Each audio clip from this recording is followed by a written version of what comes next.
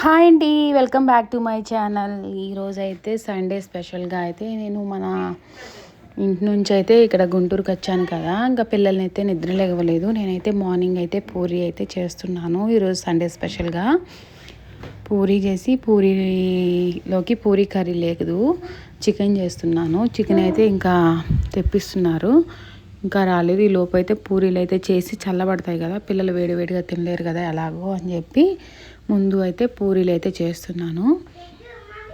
పూరీలు అయితే తలా రెండు అయితే చేశాను. ఇంకా అయితే మిగతావి సాయంత్రం చపాతీ చేద్దామని అనుకొని ఇంకా ఆపేస్తున్నాను.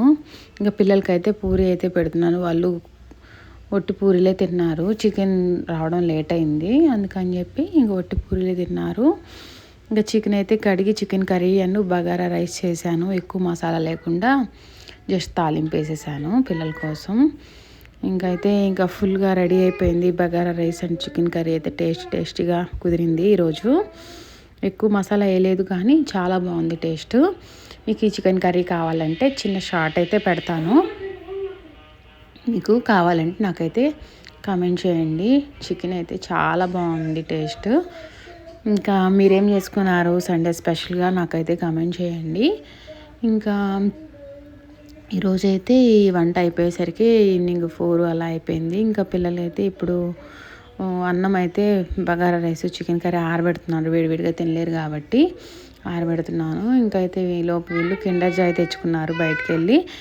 తిన్న తర్వాత అన్నం అయితే పెట్టేసి ఇంకైతే ఈవినింగ్ అయితే ఒక స్లీప్ వేద్దామని పడుకున్నాము.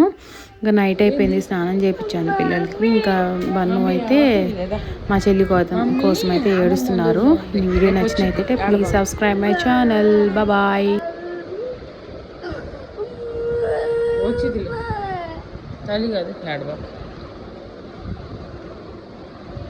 మమ్మీ రేపు వచ్చిద్దమ్మా, ఊరికి ఆడమ్మ, సరేనా?